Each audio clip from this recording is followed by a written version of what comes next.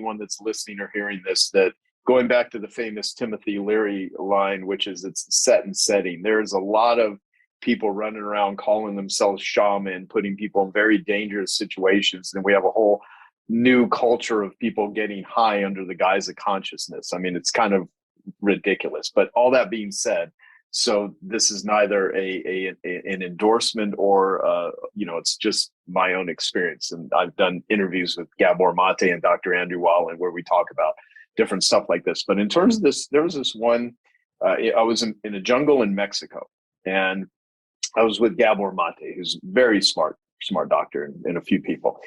And during this journey, during this vision, a couple of things happened. One, there was this small, like doe, like a deer, and it was going into a pit.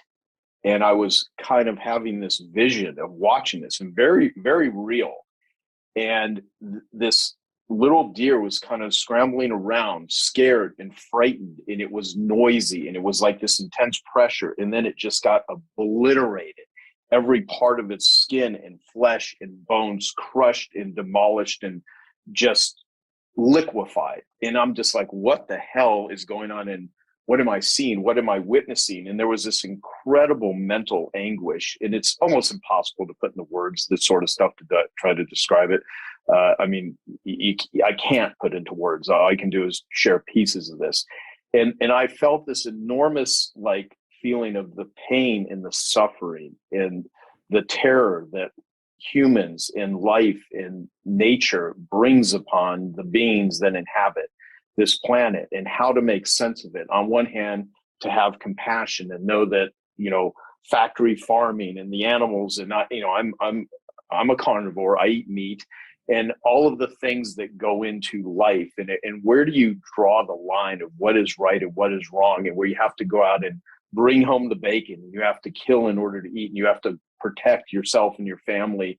And along the way, every life, something's going to die in order for something else to live, from plants to animals to whatever, and just trying to make sense of it all, and to develop a value system, and to be a compassionate human. And so these are the things where I often think about, like, what does all of this mean, and what is the answer, and how do you make sense of some of the pain and suffering that people do to each other when you're talking about war? That, I mean, God, Stephen, you've written some of the most incredible, descriptive, powerful. I mean, I think you channel from God knows where, but you definitely.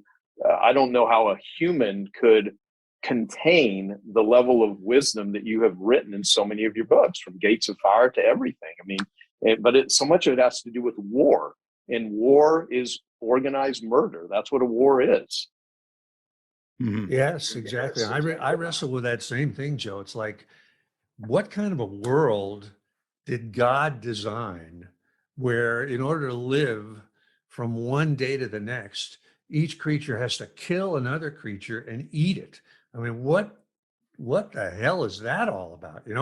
Couldn't we just have a solar panel on our head and get energy from that, and it does make you wonder, as beautiful as this world is, are we in some kind of purgatory? I mean, did we commit some horrible crime and that's why we're here?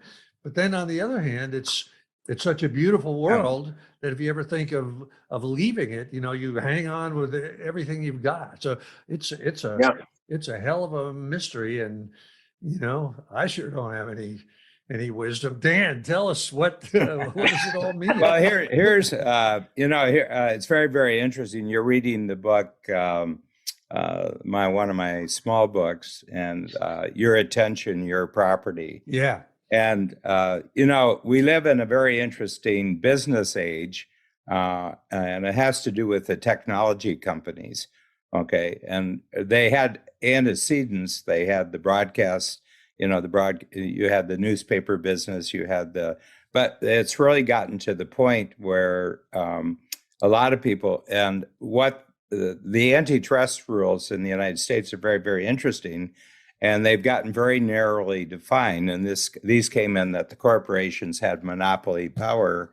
And the sign was that as soon as as soon as the large corporations get monopoly power, you can tell because they raise the prices for the consumers. And Google and Facebook and Twitter have really pulled off a trick. They have monopoly power. They're huge corporations, but they say, yeah, but we not only don't raise the prices, we give it away for free. And this has thrown everybody because they have they're exhibiting power in the political spectrum. They're exhibiting power, and there's a pushback, but nobody knows how to get a handle on it. Nobody knows how to handle it. And the essence of my book is, if they tell you it's free, that means you're the product. Yes, which you are. Yeah. Yeah. You're being bought and sold. Yeah. And you think you're getting a free experience, but every day you're getting bought and sold because you're giving your attention. And I say it's your property, and you're giving your property away. It's you who's giving your property away from free, and you're getting no return on it. Yeah. And that's what your attention, right? Which it's your attention, your property. Yeah. And I stopped 4 years ago just to, for a lot of reasons, but it was part of the point. I just stopped watching television. One day I said, this is really, I don't think this does me any good. Now, I will say this, I'm an internet junkie, okay? But television is different because, they package it differently. And broadcast television, of course, it's their time. They're telling you the time when you have to show up. Mm-hmm. Streaming is different. You can do it.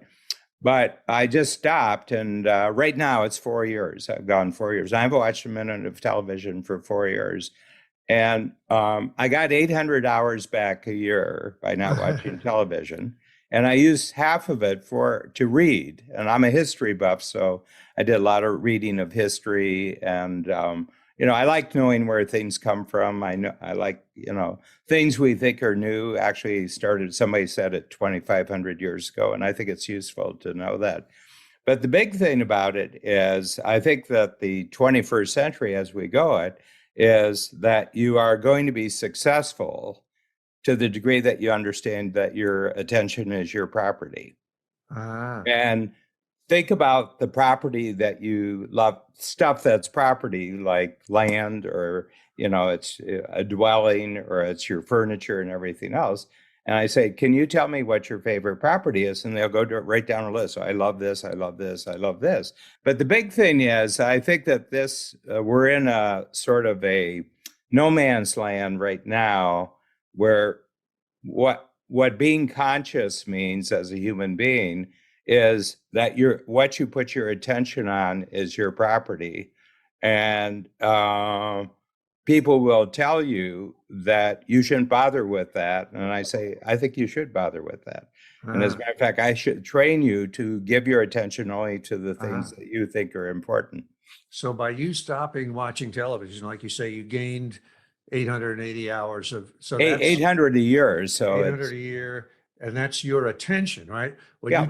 you took your attention away from television and put it someplace else, right? Yeah, and I noticed that the world improved because I wasn't watching television. So what should we put our attention on? Well, reading. I think reading. I was, when I was first grade in 1950, so I went to first grade in 1950.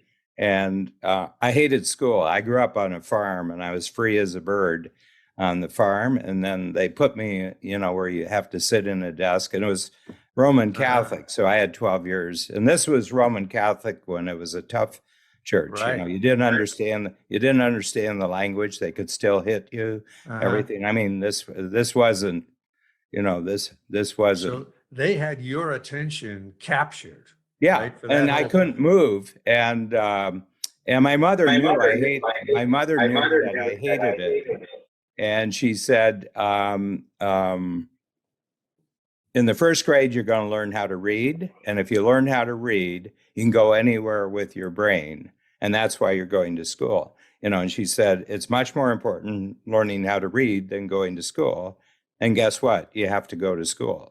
And so anyway, the reading, I've just been a passionate reader ever since I was a kid, and I got 400 hours back.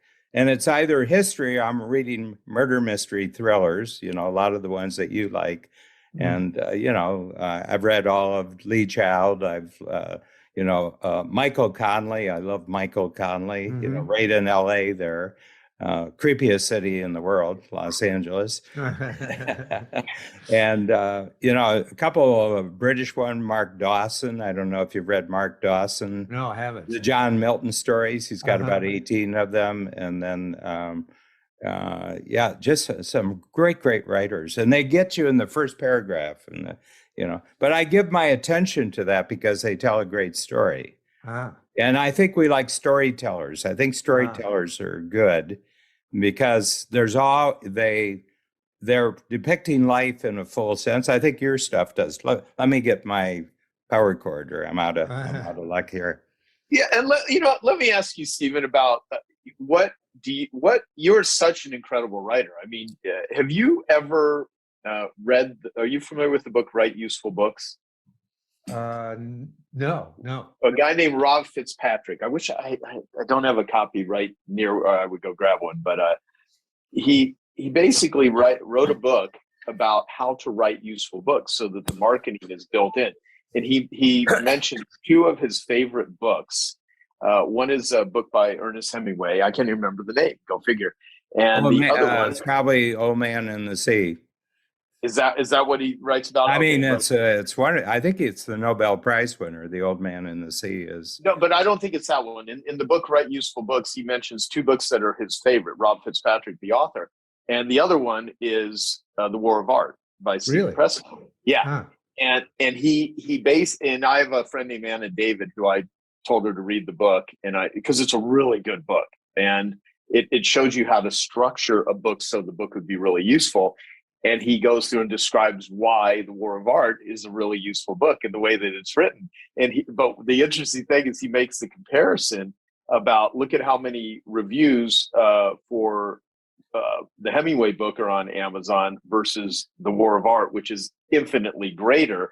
And he said, because people share it, it's and when I read that, I never really understood, why do I tell so many damn people to read The War of Art? And so my friend Clay Hebert, he talks about what he calls portable stories, where there's so many little quotes and so many things in The War of Art about resistance that makes it easy to tell other people why to share it.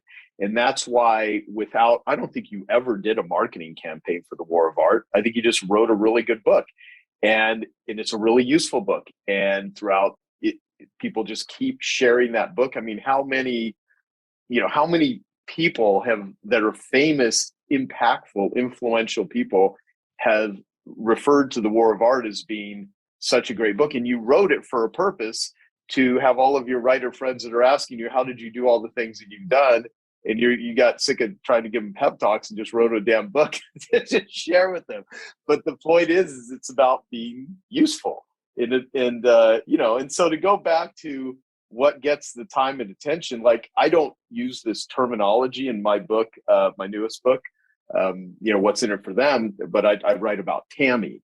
The things that you can spend, I refer to as, time, attention, money, effort, and energy.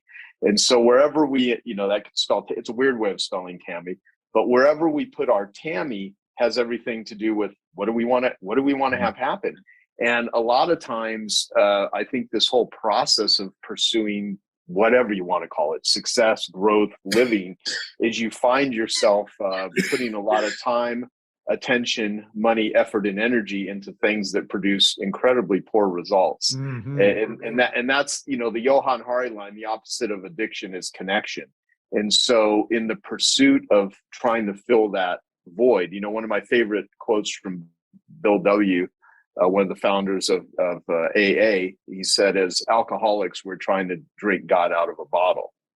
And whenever people are trying to connect or fill that void, I often think, and they're doing it, addiction is looking for love in all the wrong places. It's trying to fill something. It's either trying to fuck the pain away, eat the pain away, work the pain away, gamble the pain away, I mean, all these different things that we have as humans that are pain, and we're finding the cotton candy, non-nourishing way to try to fill that hunger, that emptiness.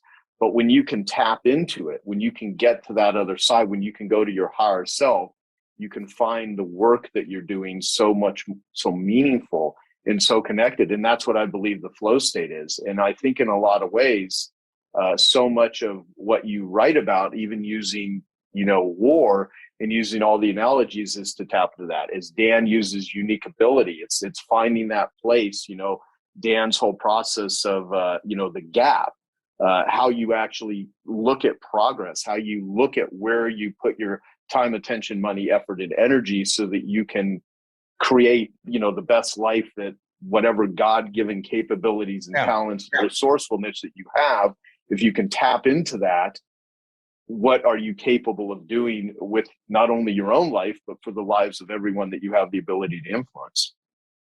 I'm just thinking now, Dan, thinking what you said about attention, and I'm just kind of asking myself, where do I put my attention?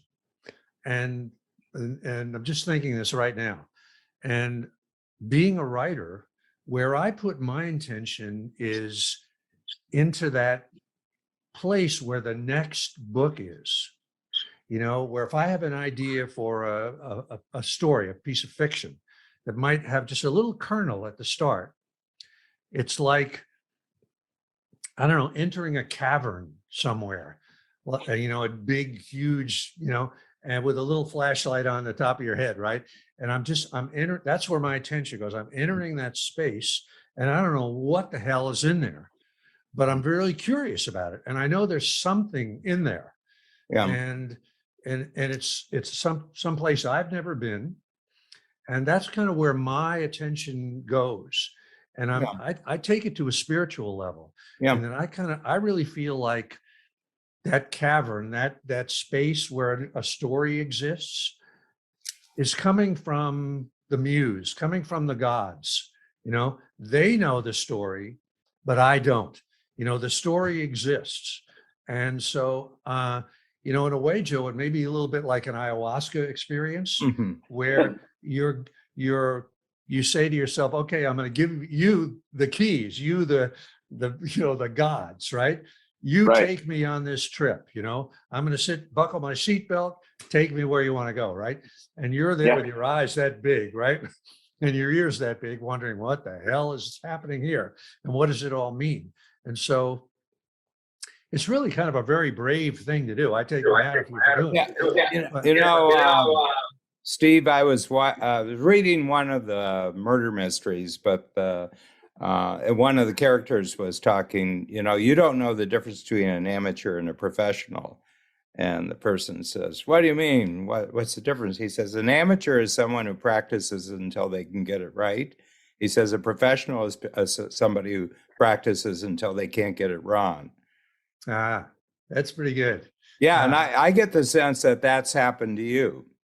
Well, I in a way, I sort of feel like, I certainly don't feel like I can't get anything wrong. I feel like everything is new to me. Again, but that's how it looks to you. That's not how it looks to other people. But in any event, I think, that's kind of where I put my attention. Joe, I would ask you, where do you put your attention? It seems to me like you're exploring a lot of aspects of yourself, including deep layers, unconscious layers, the past, the future, whatever. Where do you put your attention? Well, towards consciousness and curiosity. And Dan has this thing where he talks about entrepreneurship is where you make it up and make it real. And I am really curious about a lot of stuff, to the point where I will put myself in situations, even if I feel incredibly uncomfortable. Like I went back and listened to the interview that me and you did in 2003. And it's on YouTube, actually. It's not a video, it's just the audio recording, because I was doing that for my Tape of the Month Club back then, when we had these things on cassette tapes, and there was no podcasting at that time. And so, podcasting was not yet invented. And I listened to the way that I introduced you and the way some of the things that I said. And it's a bit embarrassing. When I look back, I was like, oh my God, but I was, nearly 20 years younger. And, but what I also have to do is quit shaming myself and saying, you know what, you're just a young guy that was just trying to figure shit out by asking people questions. You're always pursuing, trying to figure stuff out. So for me, I think as much as one could get into a flow and into a creative state, that's tends to be where I find my happiness. Meaning I usually will feel better in the middle of a really hard yoga class than if I put together some $1 million business deal. I mean, that's cool too. And it makes money and it allows me to have my entrepreneurial, endeavors. However, it's the feeling of feeling really connected. And when I come up with ideas and I'm able to make them up and then let my mind make them real, in the same way that when you talk about the kernel of an idea when you're writing a book, you literally make it up and you make it real. I mean, your books so speak to entrepreneurship. It's not even funny. And like, for instance, I bought a ghost town. I bought a 40-acre ghost town called Clear, Arizona, right? And then that led to buying 260 acres of silver and gold mine claims. And then we bought a 400-acre ranch that we're turning into a private ranch. And like, I know nothing about real estate. I know nothing about revitalizing a whole town. But I went into this thing with this town, Clear, that has supposedly 8 living residents. But when we went there for the first town meeting with me and my 2 partners, Jason Campbell and Mike Leone, we have another one named Ben Hootie, but it was me, Jason, and Mike. We go up there and all these people, 60 people show up. And I'm like, I think more than 8 people reside in this town. So they're squatters or whatever. And we had to win them over. And part of the thing I said is like, I'm not going to kick anyone out unless you're an asshole or you're doing criminal behavior or you're being violent. As long as you're collaborative, we're here to make this place better. We want to turn this into the coolest little ghost town in maybe the country, right? And so Dan came up with this great idea that we're going to really do our best to create, a sheriff's association. No, the largest sheriff department in the world. It's going to have 20,000. Deputy at 20,000, and I'm number one. I'm number one deputy, and I say you charge you. It's like an NFT, the new thing, and it's $2,000 to become a deputy, and you have to go to the town at least once every 2 years to get your deputy renewed. And then you start raising money for all the sheriff's departments in Arizona, and you invite them to come in. And if every day you have 20 or 30 sheriffs there, you've just handled your security problems. Well, yeah. Okay, so let's take that. So there's all these different ideas, including I'm a co-founder of a VR company. And so we just filmed putting Cleater in VR. We've sold Cleater NFTs. And this is stuff that I never would have done had I not started this idea. It's what Dan refers to as a strategic byproduct. So to go back to attention, I put my attention on things that seem like I'm always trying to put myself in the position of trying something that there's a part of me that says, don't do that. That's crazy. That's rational. So I heard early on in my life, do something every day that scares you. And that's different than like running out in the middle of traffic. That's just stupid. So like doing something that scares you that there is resistance to. So to take your whole concept of, resistance with a capital R, I had to really ponder this idea, but then I'm like, okay, I'm capable of doing this. And if I'm not capable, I can get the capabilities elsewhere. I don't have to know how to do everything. It's the who, not how, right? And so I partnered with a couple of who's, and they love my vision. They're really good at, this town that was established in 1869 as of last week for the first time in its history has fresh water to it because we went and got a well built and we put a lot of money into it. And I own the Cleater Bar and Yacht Club, even though it's leased to me, which is hysterical. And they've got 6,600 members and people go there, and it's up to 200 people on a weekend show up to this place. They hang out in their ATVs and it's just wild stuff. But the whole thing is, I love things like that. To me, it's like an interesting playground. And this came after taking last year as a 1-year sabbatical.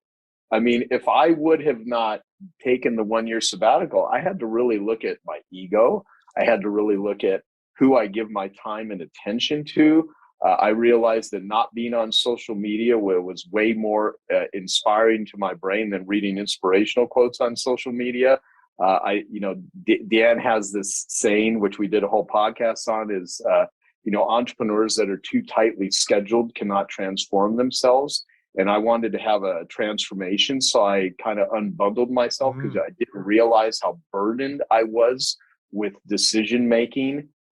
And I needed to free some of that space up. And when I freed up my mind, it's unbelievable what happens when you give your brain the ability to ponder. And I think you as a writer, you've just really developed yourself. You're a great ponder. You think about things, you connect with things, and then you let it out through your hands and into the keyboard, and it produces words that will live long after you are living in the current state that you're living in. You actually became quite successful financially in spite of a crazy ass lifestyle. I mean, you were doing drugs. I mean, sex, drugs, rock and roll, women. I mean, the whole works. But you still were able. I mean, you sold your first company for $100 million. You sold another company for $140 million. I mean, you've had a lot of quote unquote financial success. How were you able to accomplish that in the midst of the craziness? I mean, was it that drive inside of you, or? Yeah, you don't need to follow a path to live it. There are seconds of stillness where creativity comes in. When you're making a record, between one snare drum and another could be a lifetime because the melody has sucked you in, and then there is meditation in that. In making music, you're digging inside, and doing creative work, you're digging inside. And that is a form of meditation. And of course, there are moments you're focused and you do your best and you excel. What we want to do is expound on them. We want to expand them. So I was lucky. I had a focus for what I loved. But then I turned my attention to my accountant and listen to him talk. Sometimes you have to practice, broadening your focus so you can do more than what sucks you in. You can learn to be sucked in by things you need to listen to because they may be part of helping others or building a company or. Yeah. Well, so what I think, I mean, I'm obviously a big believer in sharing, wisdom and knowledge. The reason I have Genius Network is I try to share what I consider to be wisdom through to a lot of people, and it could be one person that someone really admires and respects that says something that changes the course of their life. And so you've probably, I imagine Rick Rubin was incredibly influential maybe to you, but I don't know where this first started, but in the midst of the craziness, was there a person, was there someone that said, hey, Russell, I mean, really, you should take a look at this, or did you just need to get into a lot of pain? I went to yoga. That wasn't that much pain. I never went to a rehab. I just quit. I was 30, I just quit all the time. You never hit a bottom or anything? I was always at the bottom. I just quit. And Rick Rubin was a great influence on me anyway. He was just naturally still. He'd been meditating for 35 years, Rick has. So he's a great example of a person who was sober, who I spoke to.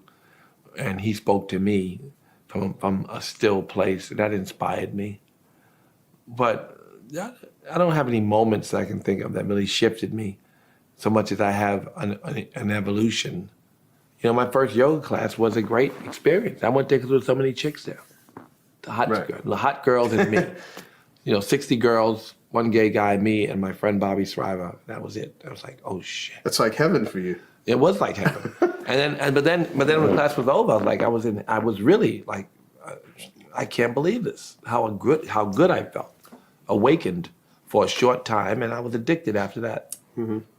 And so that became the stepping stone that eventually led to meditation. Yeah, yoga helped a lot. You know what's actually funny about what you said too, because I always say that you sell people what they want, you give them what they need. I mean, because a lot of times what people really need is not, they don't really pursue what they want. But the whole thing, and you even say this in the book, that you went to yoga because you thought it was a great place to meet women, but you got something there that was incredibly valuable, and I think that's really cool.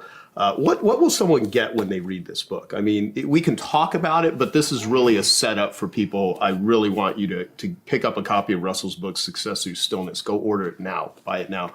What will they get out of it? Well, if they don't know how to meditate, they'll learn to meditate. And that's the greatest gift I can give anyone. To look inside and find all of the happiness that's inside them. That's the work that each of us has to do. Mm-hmm. We're all doing it through different vehicles. We don't have direct routes. We don't have instructions. We don't have a manual. I gave them a manual on how to look inside, how to start a process, how to start, say, well, I'm overweight. Well, okay, you start mindful eating. I'm always getting sick. Well, your nervous system and your immune system gets better. I can't remember anything. Well, your memory gets better. I'm not happy. Well, you increase in happiness. It takes 20 minutes. Sit your ass still for 20 minutes and begin a process.